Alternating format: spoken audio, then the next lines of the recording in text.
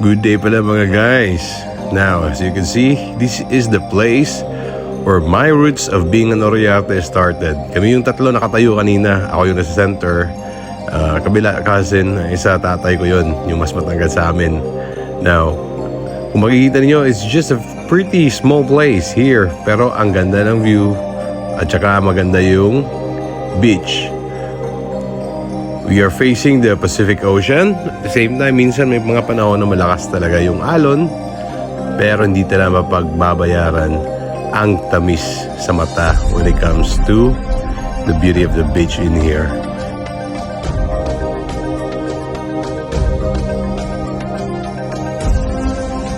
Now, ito na naman kami tatlo, nakatayo. Oh, may pa-letter U, letter U. Actually guys, yung nasa likod namin na color gray, that's our ancestral house which is being sold to a foreigner na ngayon. Pero yun po yung lote in which doon talaga yung pinaka-lolo namin talaga, guys.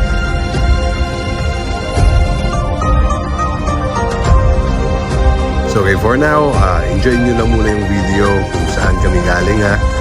And para makita nyo rin yung, yung beauty ng Lanosa.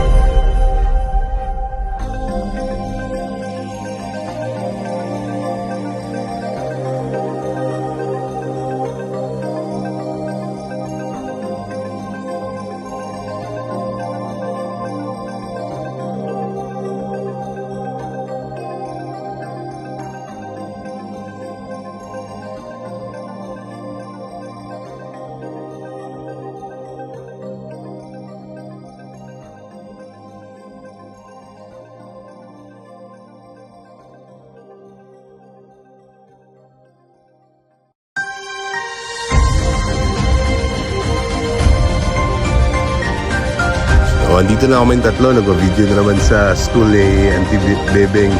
Bali, older sister ng father ko na pumanaw na noon. Dito siya nakapag-grade 1 at nakapag-elementary rin. O, huwag nang mahilo ha. Yes lang yan. O, that's the cover up sa Lanosa. Yun yung place namin.